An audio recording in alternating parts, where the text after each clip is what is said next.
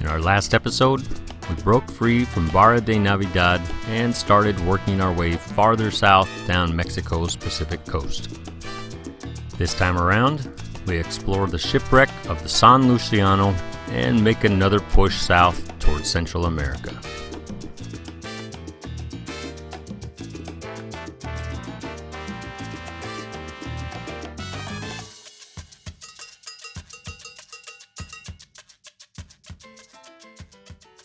We're in Bahia de Santiago. We got here yesterday and we came here for a couple of reasons.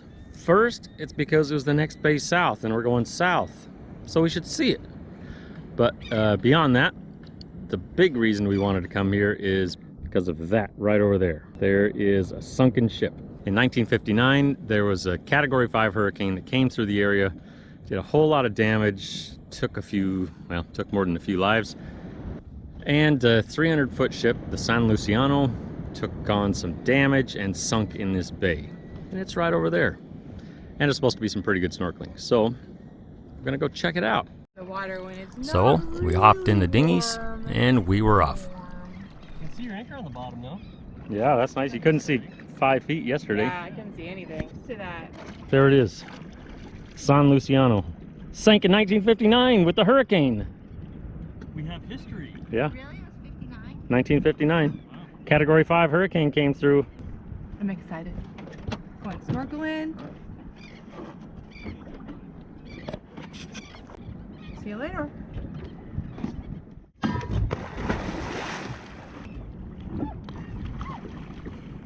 It's a little chilly. You see any sharks, Jody? No sharks, but it's a little chilly.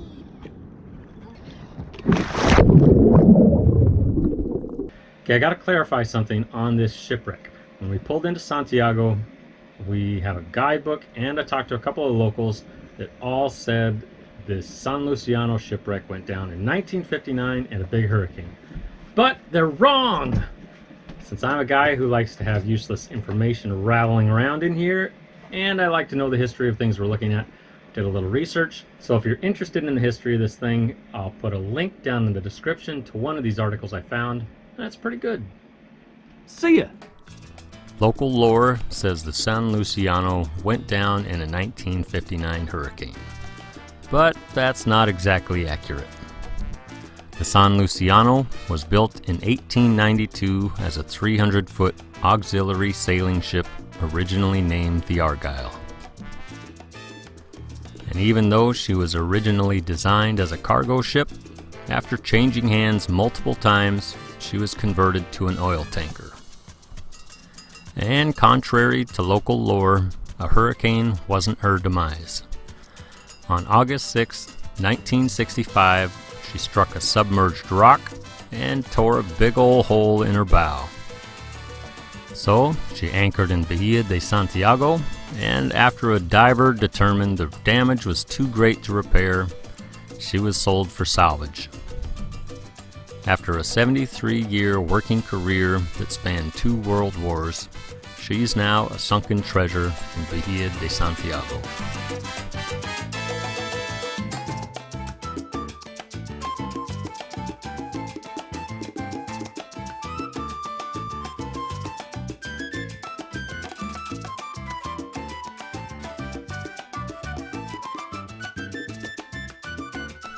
With easy access, relatively shallow depth, and tons of sea life, diving the San Luciano is a pretty great way to spend the day. High five. Oh, that's alright. Feeding frenzy. With Randy and Jody from Free Luff leaving us for real the following morning, we had time for one more adventure. Going up the estuary for a tour. Go find some crocodiles. Morning, Marga. It's Marga from Dogfish. With only a couple more hours before departure time, searching for crocodiles at the estuary seemed like just the thing to do. If you can just get one to come up and like nibble at your toes.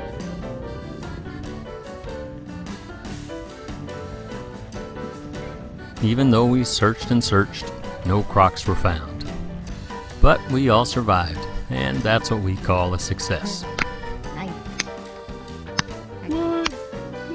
They're leaving for real this time. They followed us down here, but now they're leaving for real. Wah, wah.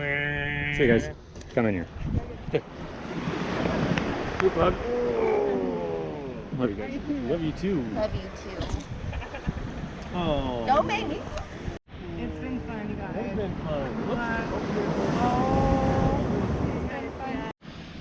And just like that, Randy and Jody were out of here and back on the high seas, making their way north. We've got big plans this summer, and hopefully they're coming to them. Can't tell you all about it yet. We'll see what happens. But big plans, big plans! With Randy and Jody gone, we made the short hop to Las Hadas anchorage at Bahia de Manzanillo to stock up with provisions for our next big push south. And on our way to stocking up, we found a little slice of home. It's been a long time since I had one of these. It's delicious.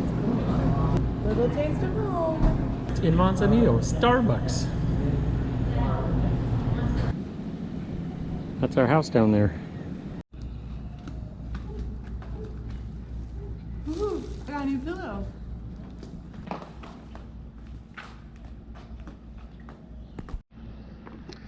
Well, we're anchored in the Las Hadas area of Manzanillo. And it's kind of a cool place, but it's different than almost any place we've ever anchored before, because it's totally surrounded by resorts, hotels, condos, luxury homes, all that kind of stuff. So there's not a lot of access to the beach or to land in general.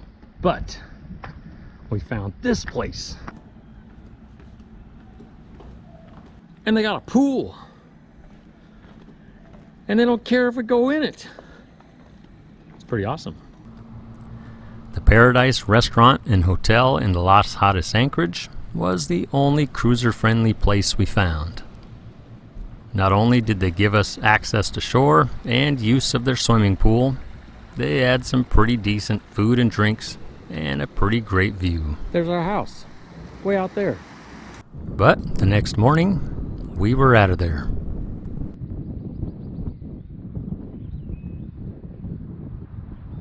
And fishing, I got some new lures.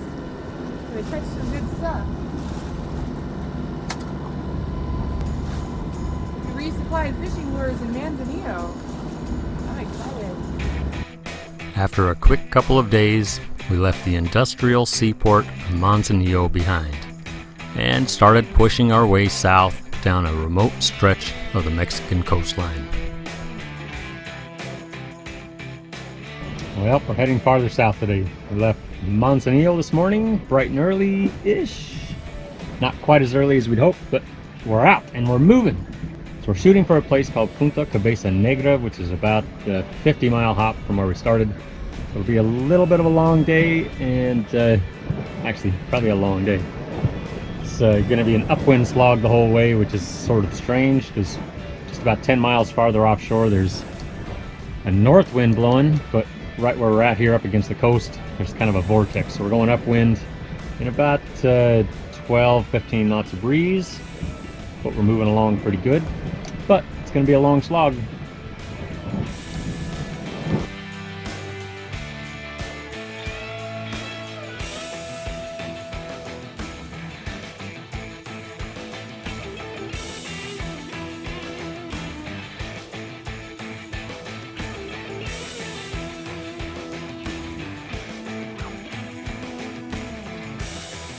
After a long day of upwind bashing, we made it to Punta de Cabeza Negra just in time to watch the sun go down.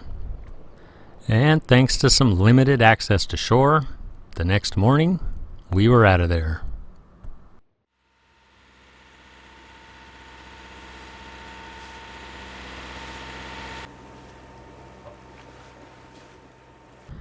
Even though this is pretty much a daily occurrence these days, I don't care how many times we've seen it.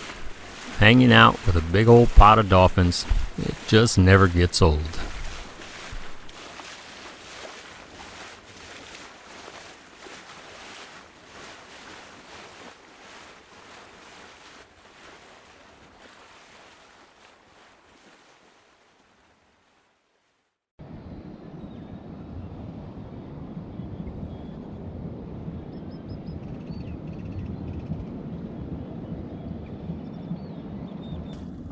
All right, we're currently working our way down the Pacific side of Mexico, in between Manzanillo and Zihuatanejo. Those are two major ports on the Pacific side.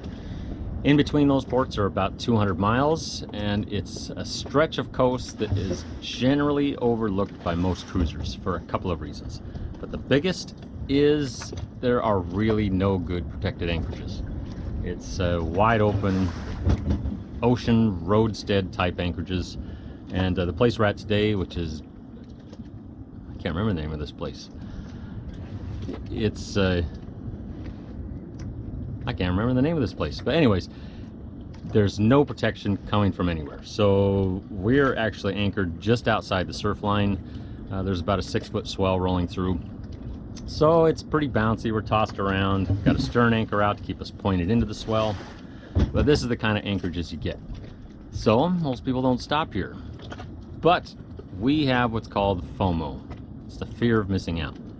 We like to see everything, so we're here. And the benefit with anchoring just outside the surf line, so we can go surfing.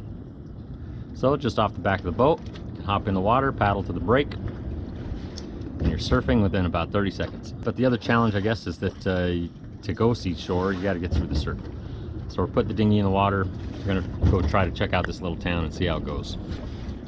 We may make it, we may not. Oh yeah, this place is called Bahia de Maruata. And we're here.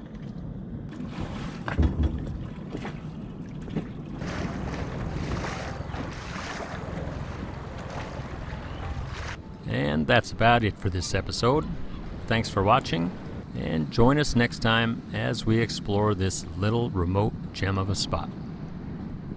One of the best things about eating out in Mexico is all the condiments. They're amazing. Look at this.